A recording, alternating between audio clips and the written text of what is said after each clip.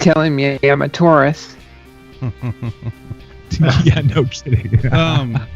So I guess let's get started with how you got involved, and then we'll go into a little bit of the history of Flat Earth Society, because it's been around for quite a while, or the theory has anyways. Well, I've probably been at it about a decade now, probably a bit longer than that, if, I really thought about it. But one day I just sort of started questioning all these beliefs that we sort of take at their face value, and put them under the lens of skepticism a little stronger than I would have before that. And one thing led to another. I came across some literature from the Flat Earth Society, and something about it rang of truth. It rang of in a very interesting way, in that they seemed to have a method that was a little closer to. A lot of people talk about the giants of science. We stand on the shoulders of giants. It seemed to ring truer to those giants' method than it did than mainstream science does. Yeah, I mean, the whole reason Josh and I and Potter are in this paranormal or conspiracy or whatever field you want to call it is because we want to question everything. Because we have experiences in our lives that we can't explain. So I completely understand you're wanting to expand and look outside the box, so to speak. Well, definitely, and I think that's a central thing too. The whole flat Earth cause in general. I mean, yes, we believe the Earth is flat, and we have some very strong evidence for it. But I think we'd be happy if people were just asking the questions rather. Some people aren't going to find their way to our truth. They might find their way to their own beliefs. But at the center of that, if they're not asking the question, then we have no hope at all. Yeah. So in your view, the way you look at it, do you see it as a 100% thing that it's flat, or do you open it to possibility that you might be wrong?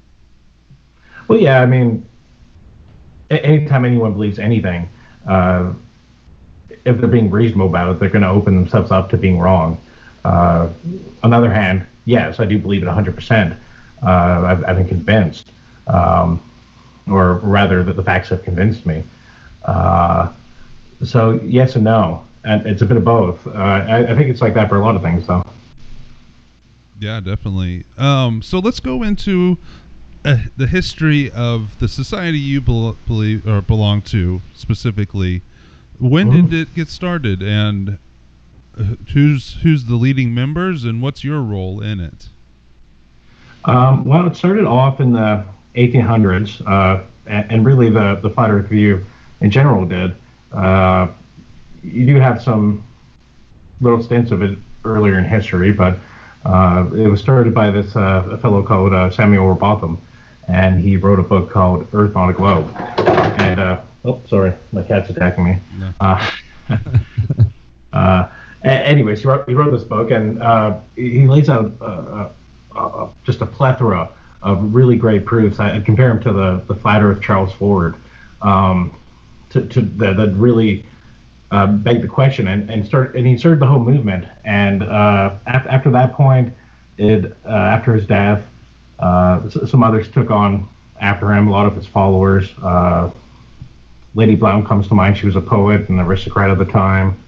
Fast forward to today. I mean, there's a lot in between there. We had the space race with Charles Johnson was a very adamant supporter of the Flat Earth Society and our president for a while.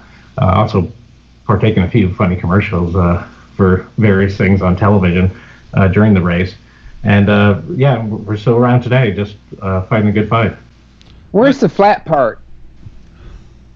The what part? The flat part. I haven't seen the round part yet. I mean, it's kind of like one of the things that a lot of people harp on in the Flat Earth Society is, like, where's the curve? The only people that are going to be showing you this curve are, NASA. And I think a lot of people already are waking up to the kind of bullshit NASA spits out. Sometimes it's just ridiculous, like handing off wooden moon rocks to foreign diplomats. getting caught with cocaine multiple times, constantly not being able to justify their budgets. You look at some of the footage they provide, and it's just patently ridiculous. You can't help but just sit back and laugh, like someone's showing you some sort of cartoon, or with Wile E. Coyote trying to fool the Roadrunner. It's silly. So let's dive right into some of the, I'm going to call them theories just to keep it under that term. Looked through the get in trouble with that term. Yeah, I looked. A lot of people like fight over theory and this and that. Yeah, I looked through your website last night, and I've studied this somewhat for a while. I mean, it's always been there in my research, but I saw that at least the Flat Earth. Let's start it with this question first. Are there other societies that believe different things, other Flat Earth societies that are differ from you? Sure. There's two that come to mind, and there's the overall Flat Earth community, and this is really funny, and sometimes I really sit down and just have a laugh about it. There's a substantial group of people that think they were controlled opposition, trying to undermine the Flat Earth cause. I don't know. I kind of chalk it off to either professional jealousy or just plain out silliness. But yeah, there's that group. And we've had another Flat Earth Society split off from us that mainly ran our forums, and now they run their own forums, and they're doing quite well. So the Flat Earthers are fighting? The Flat Earthers are fighting each other? Well, I mean, anytime you have an online community, you can have a little bit of disagreements, and especially one filled with such honest and brutal discourse that we try to harvest at the Flat Earth Society. We try to make it a place where any freethinker can come, state their beliefs, argue their case, and have a rational discussion about it. Sometimes the reality of the situation is, symptom to a lot of the symptoms of the internet. So it is great sometimes, but that's our goal. I would think that a lot of the maybe negativity in the Flat Earth Society realm would come from the outside, not necessarily from other believers that just believe something different. Exactly. Yeah, in general, that's true. I mean, there are a few Flat Earthers that are very, entrenched in their view and can't really tolerate another one. But I think that's the problem that we're fighting against at the Flat Earth Society and the Flat Earth theory as a whole, is the sort of intolerance to different views. This kind of bigotry that's celebrated as something that might be cool or might be seem to make someone better just because they.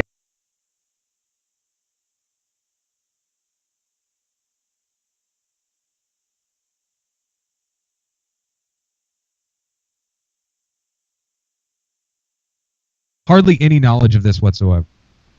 So I know that you believe for the most part that the Earth would be flat, as opposed to the round globe that we're all very familiar with. But I mean, you still obviously, we see mountains, we see peaks, we see valleys. I mean, we're not talking 100% flat here. We're talking just not round, correct? Yeah, definitely. We're not talking, completely flat. We're not talking about, Ohio or something. That's silly. Right. Yeah, there are mountains, there are valleys. This is undeniable. Now, from there, rising up, we still have, in your opinion, in your beliefs or whatever, we still have this thing called, space, outer space. Sure. And I should say here, a lot of what makes the Flat Earth Society an idea and the whole movement really interesting is that there are a lot of different views on it. Mine are particularly odd and outside of the common ones. But yeah, I wouldn't say any of them say that space is completely fake. Some of them might say space is a little smaller than we think. They might say it's a lot bigger than we think. But something's above us. Now, your society doesn't believe that we've ever gone into outer space, though, correct? Well, kind of a fuzzy question. I guess outer space is wherever you define it to be. Yeah, I understand there may be different levels. But, yeah, it's kind of like that, perfectly flat ground bit. I'd say the overwhelming amount of flat earthers believe that no one's been to space or sustained space flight is not a real possibility. Right, but do you believe that? Do you believe that those rockets that we're flying into the flatosphere are not, real? I mean, they're not going anywhere. Like they're just burning out. And I don't like. Look, I believe in Jesus, right? So I mean, he fed people, like 2 fish. He fed hundreds of people. So I'm not about to point, say, hey, that's not possible. But I just don't understand. Like, is Christopher Columbus is he the bad guy of the flat earth community? Well, it's a difficult question. I'd say most people say no, we didn't go to space. Are people do you have to reject every single thing you've ever learned to reach this conclusion? Like Christopher Columbus, was he some sort of evil man spinning all these lies? And when you actually look at the history of Christopher Columbus, it really doesn't say anything about the Earth being flat or round. Actually, yeah, you're right. Sorry, I didn't mean to cut you off. I was going to mention that Christopher Columbus didn't necessarily believe one way or the other. And in fact, most of what we know about Christopher Columbus and the crossing and the Pilgrims and all of that stuff has just flat out lies to begin with. Yes. Oh, definitely. And you see that a lot around the 1900s, around there, when science was really starting to emerge as a profession. And you see these books coming out about Christopher Columbus, about all sorts of wonderful things that we believe now about how he proved the Earth was round, or he did this and that. And they're just complete bollocks. they're just filled with trash. Just cheap paperback novels. Have you ever flown out of the country? Yeah, I've actually traveled all around the plane. What I saw that, I'm just going off what your website said, and that outside, so Antarctica rings our flat Earth, but you guys believe that the plane of the planet is infinite beyond that? Yeah, that's one theory I've been working down in some math. And it's one that Charles Johnson held to, who I mentioned earlier, and even Samuel Botham, who I also mentioned, that the Earth just extends afterwards, an indefinite amount. This also provides us, a method not to ignore that gravity exists at all, because I don't think that's a fair or a strong argument to stand on. But a lot of flat earthers might disagree with me that. It's true that gravity is just a word we use to hide our ignorance, and we say, oh, things fall because of gravity, and now we have a word for it. But when you look at the infinite plane model, you can actually have a cohesive definition of gravity that doesn't disregard everything we know about physics. So, is there something on the other side of the flat Earth? That was my next question right there. It's a good question. I get asked that a lot, and I don't know. To me, that's sort of like when I look at mainstream science and they start coming up with the Big Bang and they make their own Genesis story about all this stuff they don't know, grasping at very few straws and trying to build a whole hut out of them. And of course, the hut falls apart, or it's leaking, or it's rainy, and you get dark matter and dark energy, just all this unexplainable bullshit. To me, it's not like that at all. Well, I'm a strong advocate on this show, as most of our listeners would know, that us as hosts, us as people, for the most part, anybody listening to the show, they wouldn't have any reference point of the planet other than where they're standing, or maybe where they've flown. I've argued many times when it comes to whether we've gone to the moon or not, or whether pictures of our planet are real or not, is that I only know what I've been showed. Of course, and I think that's the basis that one of the backbones of Zetetic Astronomy, Earth on a Globe by Samuel Botham, is that idea that to rely on your personal experience and to personally prove things yourself rather than to rely on authority or tertiary knowledge. And I think that's something we agree with very strongly. I know that a question some of our listeners wanted me to ask is, how do you explain sunrise and sunset and the way the moon and the stars move throughout our skies as well? Well, I have my own, and I kind of dodged it away from them earlier, but I have my own personal views about things, and they're a bit odd, but I think they explain it a little better. I think the common, the average person in my society would say this is a matter of perspective, or there's some sort of bending of light going on due to the nature of space or ether. As far as I go, it kind of all relies on this base thought experiment, and you're going to have to go with me for a second on this one. But let's believe some crazy things right now. Let's believe that NASA isn't lying, and they're in space on a satellite, and they're floating about weightless. The only thing we can actually draw from that information that they're floating weightless is that they're in free fall. We know by Newton's laws that means they're traveling in a straight line at a constant speed, or they're perfectly still. And so we kind of come at a sort of side angle towards Einstein's relativity when we realize, well, then space must be curved, and the satellites are indeed traveling straight lines above a flat Earth through irregular space. And once you, and I know that doesn't really sink it in, but if you sit down and think about it later, you realize this actually explains very well sunsets, the tides, just about any question you might have about the flat Earth would all be resolved there. The other explanations have their own worth and validity too. So with the flat plane on the sun, our knowledge of what we're told from scientists of the power of the sun wouldn't necessarily be true, that maybe it's not as powerful, and that's why we have darkness on one side of the planet when it's not over here. Because though our planet to us is big, at least from what we have been told of other planets and other star systems and other things out there, that we're relatively small, and that the sun is this massive thing, bigger than any planet in our solar system.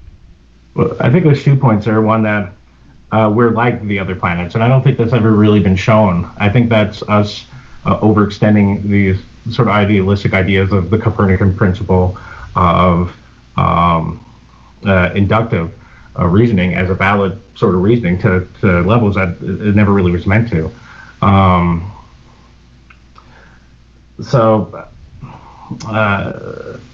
To me, I can't really get too deep on that then, I guess. Well, you can get as deep as you want. I mean, that's the whole reason we're here, is I want to hear what you believe and how you feel about things, and I know our listeners want to hear it too. I want to hear it. So how do you explain Mars? Excuse me? The rover, when it lands on Mars, it's landing on another flat plane? Yes, that's a possibility. That could be the case. I think NASA, though, I wouldn't put a lot of weight in what they say, whether I believe the Earth is flat or round or really anything. That's just, there's not a lot of weight I can put in their word after they've been proven again and again to be liars and sort of pandering to the public, whatever they want to see. And that's something that's been going on since not only World War II, when we had such a resurgence in this sort of love for science, and we started making shows like The Big Bang Theory and this and that, where we kind of idolize it to an almost religious standard. But also before that, when we started going to the moon in the first place, and we spent all this money fighting Russia, and we had the Cold War and all that. There's a lot of very deep-seated beliefs that our politics sort of rely on being true. Otherwise, they sort of lose a lot of confidence of the people. Yeah. And they start losing their power. We have a couple of questions from our Twitch line, and nice. Actually, I think I know what the answers will be, but I'll let you answer them. They kind of go together, to me anyways. It's why don't they send up a balloon or something to prove your point? And what is NASA gaining by faking this? Sure. A lot of people have sent up balloons, and they've, seen that it looks flat. You can Google it. Other times people set up a balloon with a GoPro camera, and you'll watch it for a bit, and it'll look convex, and then straight, and then concave. And it'll sit on that straight bit for a little too long for you to believe that it's all from distortion. But either way, it says very little. What's that second question again? It was, why would NASA lie to us? What would they gain from faking it? Is the exact well, it could just be stupid. I don't know. They can't really keep their books. They're hooked on cocaine, and they're running across the country in diapers. There's all sorts of nonsense there. On the other hand, there are a lot of good reasons, and I think three of them are pretty central to the cause. And most believers would say one of these three. One would be it's a concerted effort to hide God and God's word, and that the Bible is true by directly contradicting its literal interpretations through its nonsense. Second one would be money. That's pretty self-explanatory. They're just pocketing all the money. It's a lot cheaper to send up a fake space, plane and just put on a TV show than it is to really do it. That was going to be my answer to both of those, actually. One was, it's hard to prove without a lot of money, and it's also a way to hide a lot of money for NASA and the government and other people that want to hide that money. And the last reason, sometimes you get into this sort of Orwellian stint, and Charles Orwell, in fact, mentioned the Flat Earth Society once explicitly and once sort of tongue-in-cheek in 1984, and you sort of have this idea of controlling power, controlling information, and going down that line. I'm not sure if you're going to know the question to this, or the answer to this question. My wife wants to know if you know why it was decided that we would be told that it was a sphere rather than something flat, or why we were told.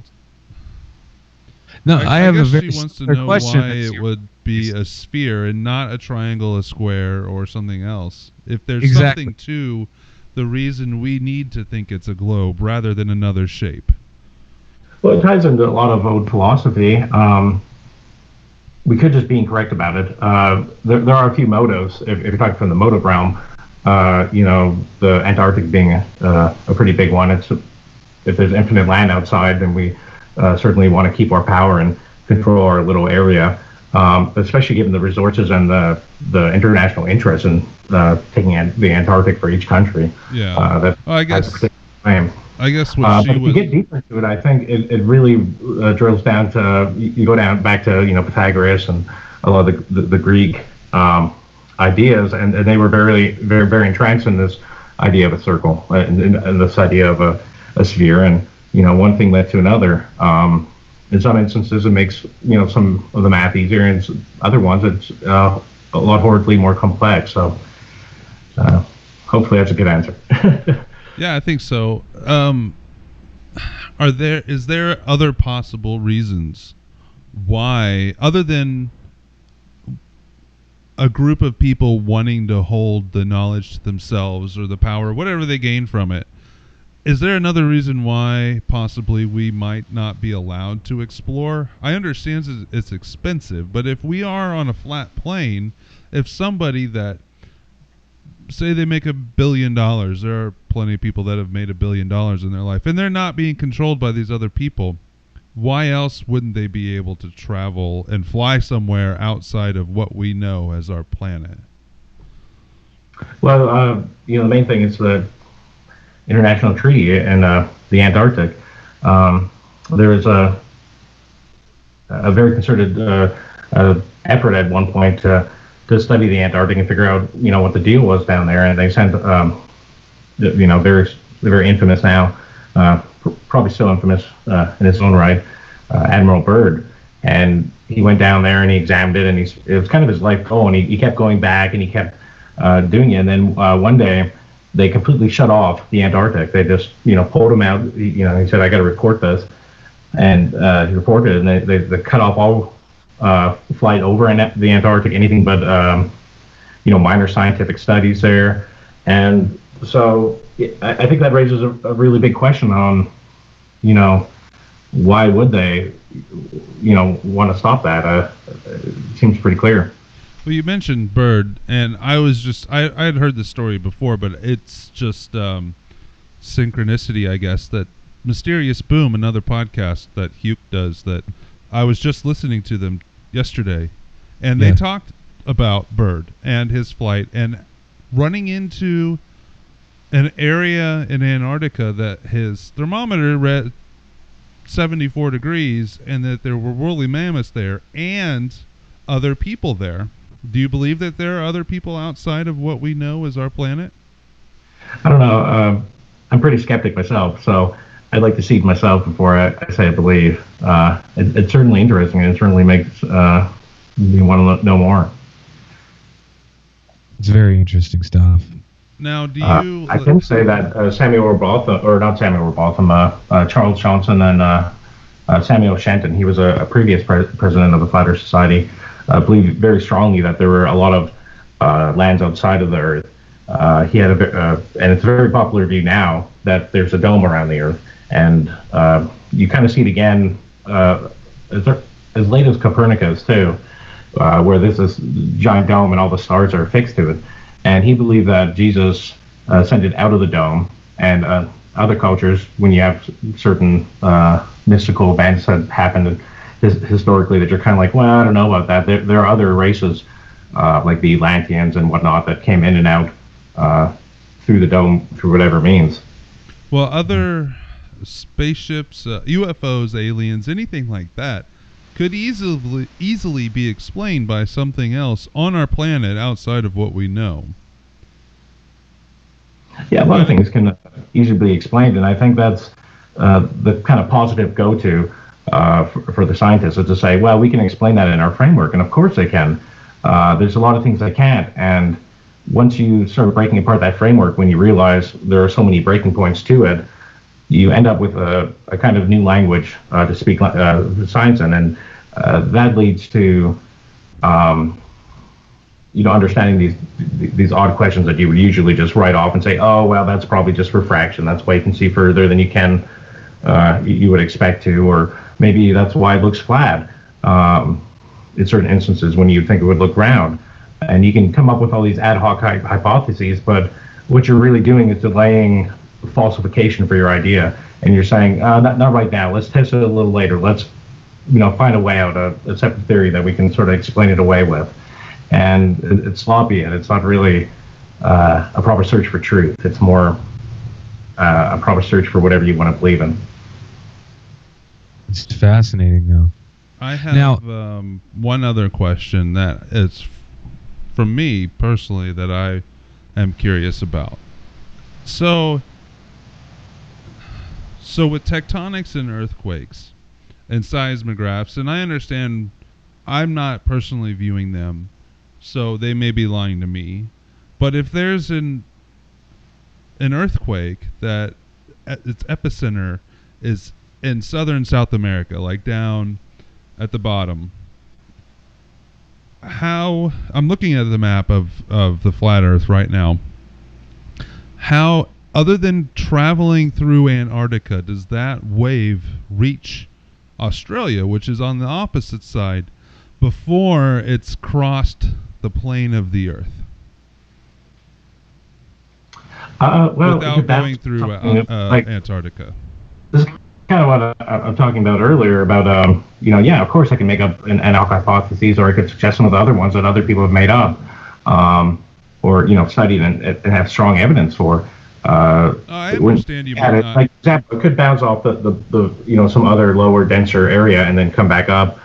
There could be some other law at play. I understand you might. Earthquakes and stuff like that is a sort of deductive knowledge that assumes what it knows up front and then tries to build all these interrelations off. And then when questions are raised, it says, well, we can find the right variable to make this theory work and put a value on that, and that'll be a constant. Yeah. And our theory still fits, but I think it's a lot gooier than that. And it's a lot less solid than we'd like to believe when we look at something like an earthquake in one place, then resonating to the other side of the Earth. In the round Earth theory. Yeah.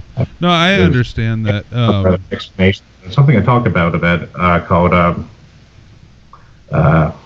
well, I forget what I call it, but it's there's always additional solutions for any problem. You can always come up with like sit down and try it, and instead of trying to say, you know, how could this not happen? This looks obvious. I have a model, it explains it. Try to say, well, what else could happen? Could it bounce down there? Maybe something's curving that sound, or those vibrations. Maybe you know, a million other things could be true.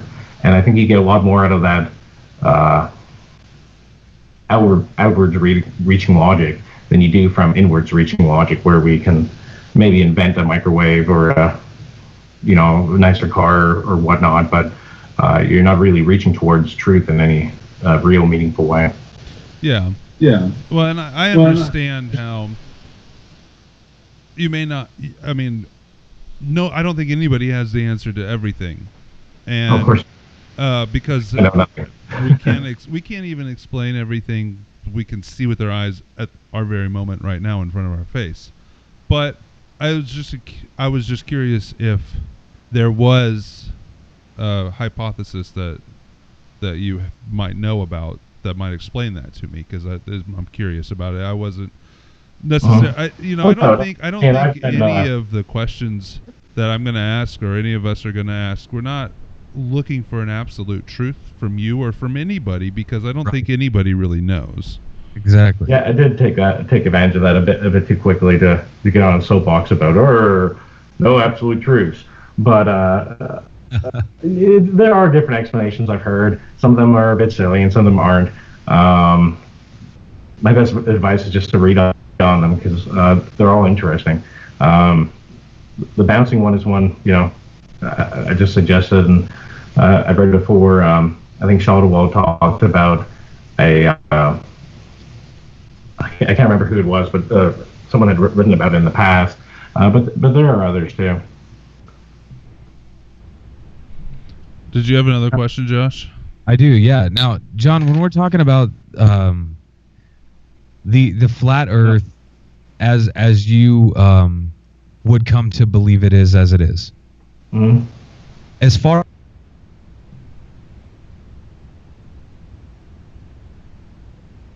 as like a depth, how thick the Earth would then be?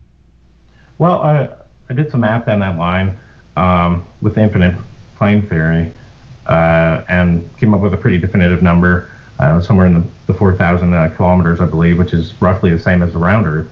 Right. So there would be another side then, or do you think there's just a nothingness on the other side? That's what I'm getting at. Yes. For your view. I don't know. I'm being a little silly, saying, oh, it's 4,000, you know, so deep, because I'm assuming off of, you know, the density of the stuff of the Earth and all these things. But yeah, there might be another side, and you know, it's a very interesting question. I think a lot of people are excited about that question. It's not one I really care to answer, because it's sort of back to that Big Bang thing where science tries to answer these questions that, like, I haven't seen the other side of the Earth. I'm not going to try to answer it. I'm not going to try to build a Big Bang or a new Genesis story. I'm just going to be curious, and hopefully I'll find out more. We're not trying to ask you any questions. We're not trying to force you to come up with an answer that you might not have. Oh no, I know. I mean, like, you know, I could guess about it. It's a hard subject to ask about without talking about certain, you know, the possibilities. If we were an infinite plane and there was another side, there theoretically, other than going through the planet, there would be no way to get to the other side. Yeah, theoretically. I mean, I don't know. Maybe they could teleport or something silly. Yeah, that's true. There are wormholes. I don't know. I always hear about, and it kind of ties me back in with that Samuel Shenton stuff. That there might be another civilization on the other side, or equal to our own, or lesser, or better, or whatnot. And those are always really interesting things to read. And you do get a few of those interesting theories in the flat Earth thing. A while ago, there was one that said there were no trees on Earth, and that these giant flat mountaintops were I think it was Devil's Peak, or Yeah, I saw that. yeah, were actually giant chopped down trees. And yeah, that doesn't really appeal to me. I don't think it's going to hold up to much scrutiny, but I think it has a lot of worth in and of itself. And it's fun to talk about the what ifs in flat Earth theory, even if you eventually have to break those down and say, oh, these ones are just completely patently silly, and these are the legitimate flat Earth theories. And I think you kind of get that real living breath of science that you don't really have anymore. Now it's all that inward moving science that I talk about. So who is it that's keeping the secret from us? Is it a shadowy government or a shadowy group that we don't know, or is it people that are out there in the open? Well, I think it's everybody. I think people that aren't asking the question, like I said earlier, you might come up to different results than me, but people that aren't asking the question in the first place. Is there an Illuminati? Is there some sort of shadow group controlling us? Yeah, probably. There's, people are greedy. People have lust for power and lust for all sorts of things. I wouldn't be surprised, and I wouldn't be surprised if they're deciding what we know and what gets put on the TV and all that. I think there's no doubt that there's some sort of puppet master pulling the strings. So, Josh, do you have any other questions about Flat Earth? I do have questions for you specifically, John. Like, I know, like, this is a weird subject. Like I said, it's something that we've touched on just very briefly in the give or take 150 episodes or whatever that we've done on this show.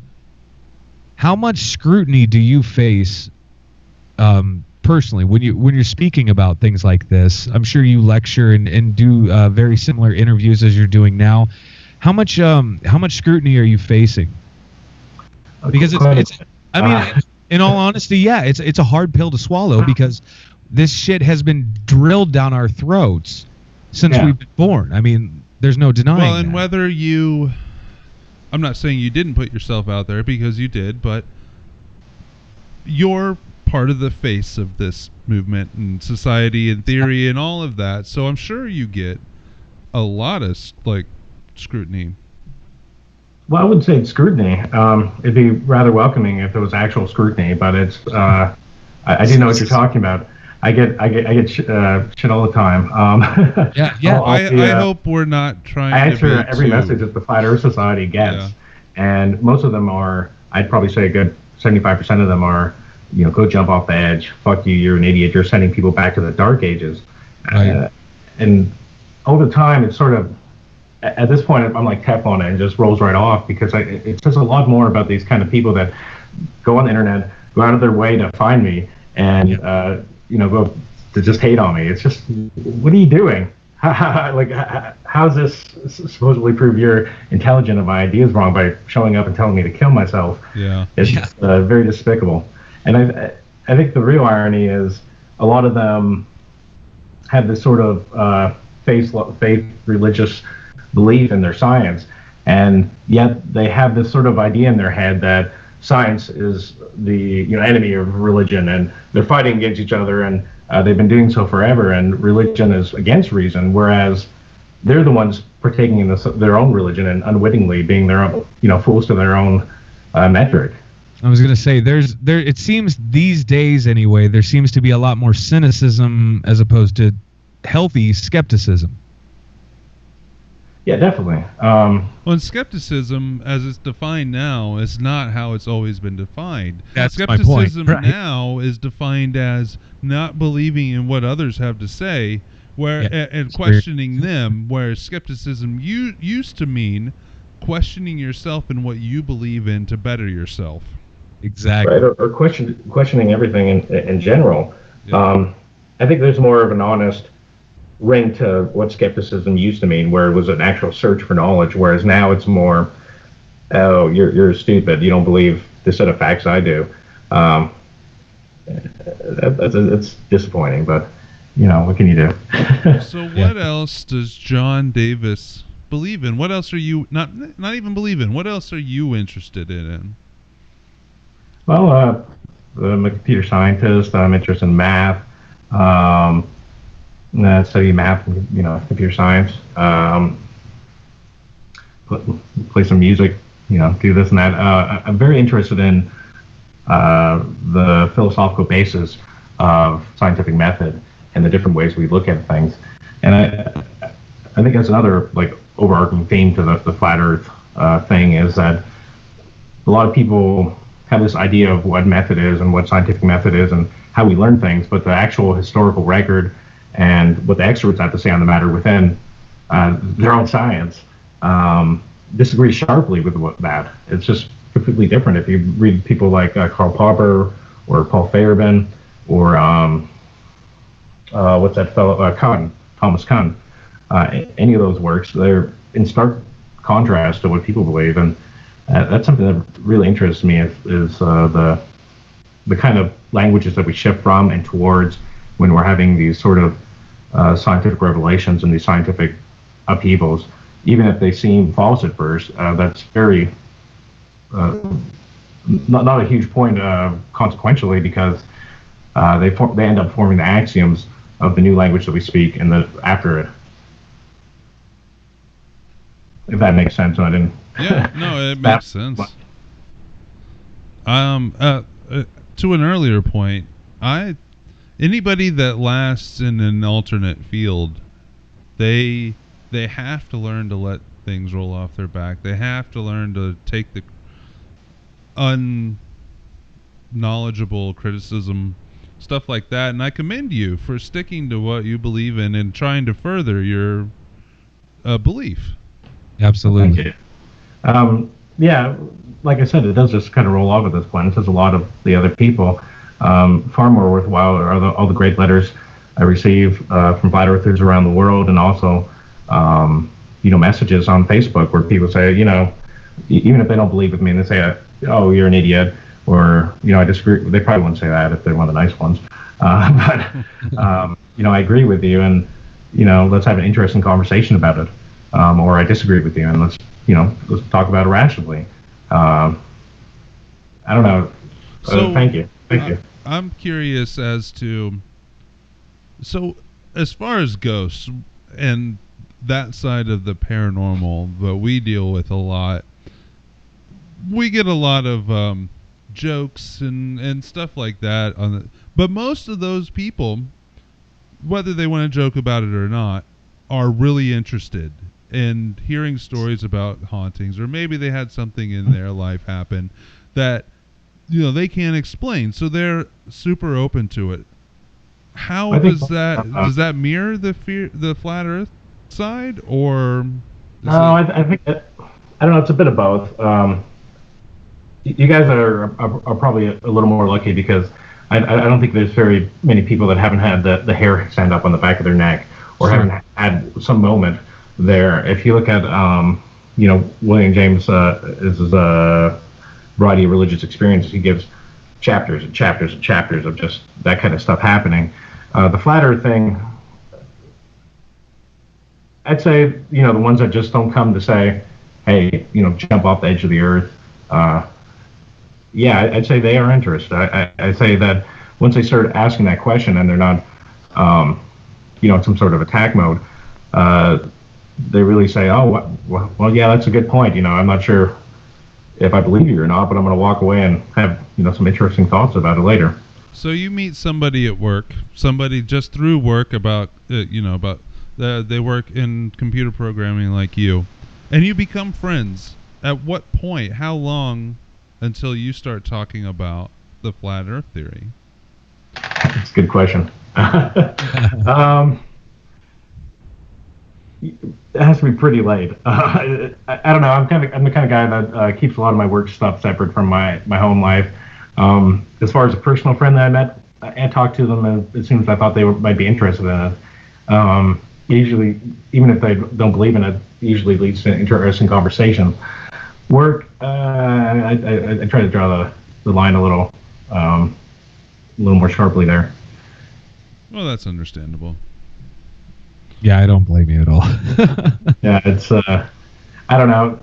Just a couple weeks ago, like I was saying, I answer all these messages that come into the Flat Earth Society, and this kid came to me and he said, "Oh, I'm at my school. I just happened to be talking about the flat Earth thing, and I believe it, and I have to go talk to the whole school about why the Earth is flat, and go on this assembly where everyone's talking to them." And I just think to myself, that poor kid's going to get just fucking beat the shit out of him and torn down and made fun of, and it's going to ruin his life. And I try to explain to him, this is a bad idea. You don't want to do this. Tell your parents about it.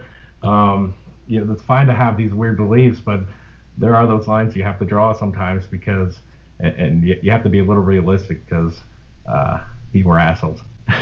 Absolutely. Especially when it comes to anything new, different, and otherwise, doesn't quite match up with their own beliefs. So, well, yeah, I got a call from a friend of mine after I posted on Facebook asking if anybody had any questions for you. I got a call from a friend, and he had a bunch of questions, but he also said, and I don't necessarily fault him for it, but he also said if he asked me straight out if I believe in flat Earth, and I said no, not necessarily, and he said good, because I don't know if I could be your friend anymore if you. He was jokingly saying that, but that's what he said. But I also said to him that, and Josh knows this, and it pisses Josh off sometimes. I try not to explain or quantify anything anymore because I don't know. Anytime Josh asks me what I think about something, I say it's possible. And that is what I think about the flat Earth theory. No, I would totally agree. I think it's possible. There's no way that I can know, and I'm not going to trust what somebody else can tell me. My point to that is that I know I'm intelligent because I know nothing. So I think it's a very healthy view to have. That is good shit. That is good shit. I was going to ask, where can people find out more information? If they're interested in this, where can they find legitimate information? Give you a chance here to plug, the website, the society, everything.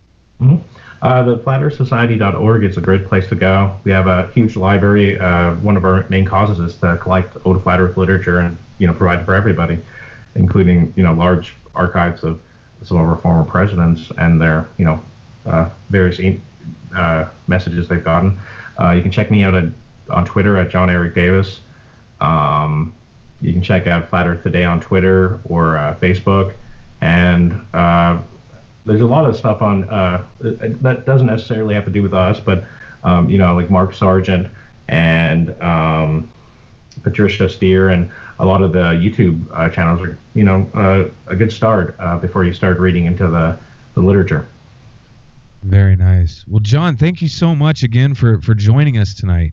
Thank you for having me. I do have one last question. Does anybody ever mistake you for the lead singer of Korn? No, I've always wished for that one. There's actually another a band in town too that the lead singer is John Davis, and so getting mistaken left and right. Hopefully one day. That's great. Yeah, maybe you'll get a check in the mail and you could just cash it. There you go. Perhaps. All right. Well, thank you very much for coming on, and I hope we keep in touch and we can talk about different theories and stuff in the future. Sounds great. I'd love to be on anytime. Awesome. Thank you so much, John. All right. I'll talk to you soon. Well, the show will go out Friday morning at 6 a.m., and I'll send you all the links. Cool. Sounds great. I'll start pushing it tomorrow, probably, around when people get off. Let's see one some other time. All right. Sounds good, man. All right. See you. Thanks a lot. Thanks again. Bye.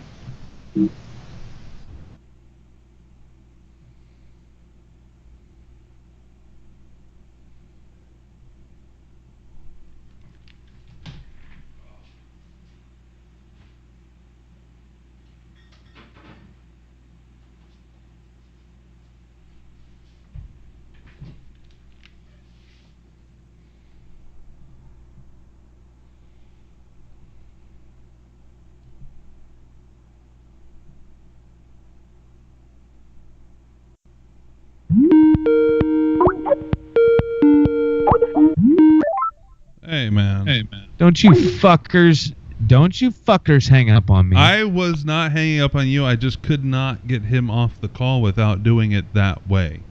Oh, he was just going to drop off, though. I understand that. I didn't know if he was for sure or not. And Potter's, I don't even think is here. No, she's not. She's not yet. I don't know what the fuck. All right, so thank you everybody watching on Twitch. Yeah, if you guys, am I still on Twitch? We're still on right now. Yes. I was cussing like a motherfucker just right now. I was like, "You sons of no, bitch." you weren't still on Twitch for a second there. Oh, that's we good. Weren't connected. Clint says that was fun. I agree. That was a fun episode. It wasn't bad, man. It was not bad. So, what do you think of John Davis and the theory? Me? Okay, I'll go first then. Well, just say I'm trying to I'm not even recording anymore. Oh, you're not? Okay. No, that's what I'm trying to do here. Okay. Let me see. All right, so we got Jason back. Okay. Right. Now ask your questions. No, first I'll say I like the fact that he didn't have an explanation for everything because right. It's a good thing to me because it means that he didn't think he had an explanation for everything. You know what I mean? Bingo. He didn't seem like a pompous prick. That's what helped. A lot. Helped me a lot. Yeah, because I thought you can believe it. People can believe in whatever they want to believe in. Yeah, and absolutely. We didn't give him too much shit. I mean, even if we did, I wouldn't care. But we didn't give him too much shit. But he didn't seem like if we straight out started making fun of him, he probably would have gotten upset because we were making fun of him. But I don't think he necessarily would have taken it personally, which is the good part. Not. Totally burping over here. Yeah. Oh, I'm just gassy.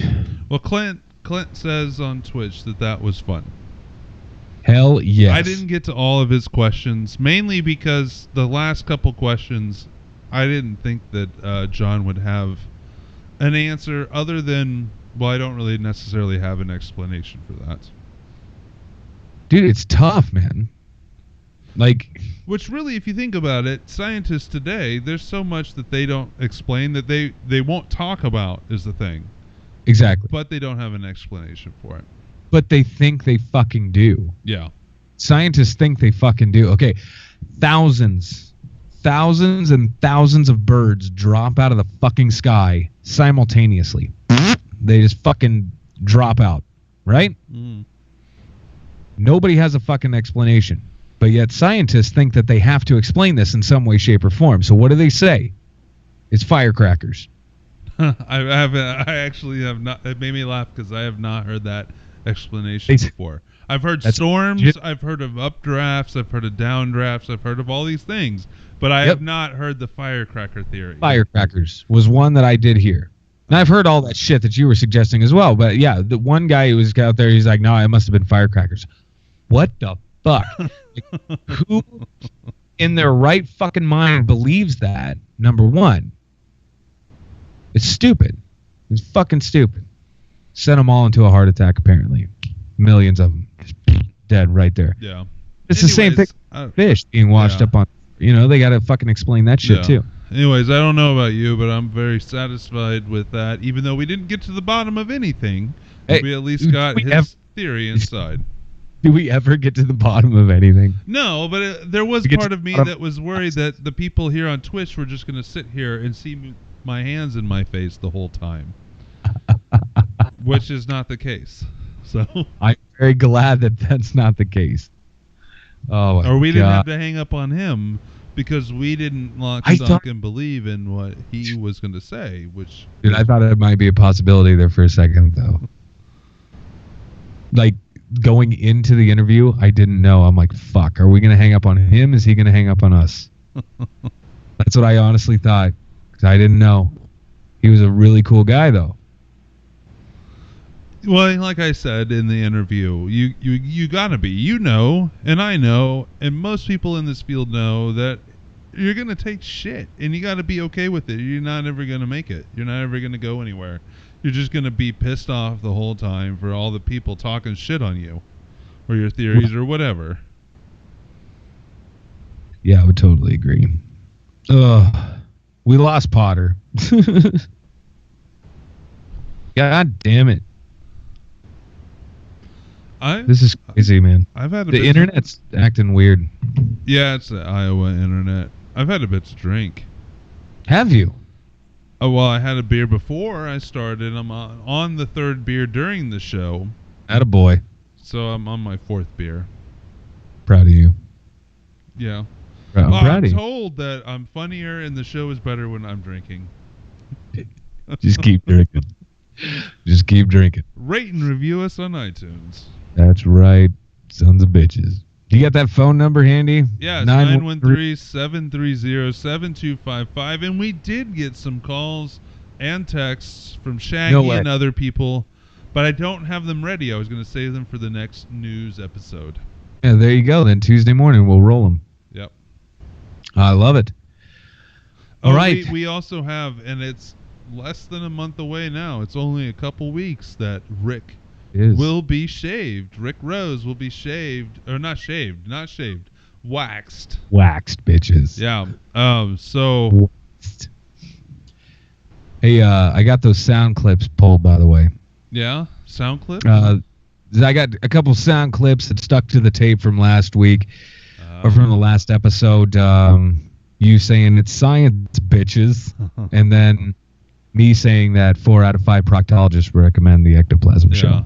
I'm going to try to get, on what I was saying, I'm going to try to get Rick on our next news episode so that he can talk about his upcoming project, and he could talk about what he doesn't want to talk about, the getting waxed part.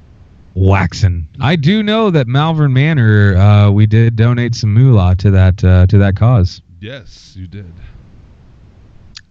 Yup, we did. So, fuck to the, all right, peeps. We're going to let you go. Hope you guys have a great rest of your week, weekend, what have you. We'll talk to you soon. Sorry, I didn't mean to cut you off. I got one last thing to say. One thing that John didn't tell you, humbly, I guess, is that Flat Earth Society, you can become a friend to the Flat Earth Society for $12, just $12. I think that's the right price. I'm looking off to the side trying to decide if I am right or not. I don't know. I think it's $12 anyways. For $12, you get a certificate that says you're a Flat Earth believer. And you get a coin that has the Flat Earth on one side and your number within the society on the other side. That's pretty badass. And you're listed on the website. But you can put unlisted, or you can put anonymous, or you could put a name like Nutsack, like me, on Nutsack. I haven't joined it because right now I don't have $12. Well, I do, but I don't have $12 of my money. I understand. To spend on the Flat Earth Society. But yeah, so go check out their website, John Davis something on Twitter. I'm sorry, I don't have it in front of me. But you can find it. We'll share it all anyways. So. Hell yeah. Now I just sound drunk. No, you're not. You don't sound that drunk. I don't sound drunk, but I feel it. Remember that night? You remember that night? You probably don't remember that. I do. Night. I was sitting by the fire on my lake lot, and I called you. Boy, you were fucking smashed, man. That was amazing. I was actually not smashed. Horse shit. I was good and drunk. I'm not good and drunk right now. I was good and drunk. But I was not smashed. You sounded fucking smashed. Oh, it was great. But it was still funny, right? You had a good time on the phone with me. We had a great conversation. That's what it was. I'm telling you. Yeah. It was a good time. All right, close the show. All right, guys.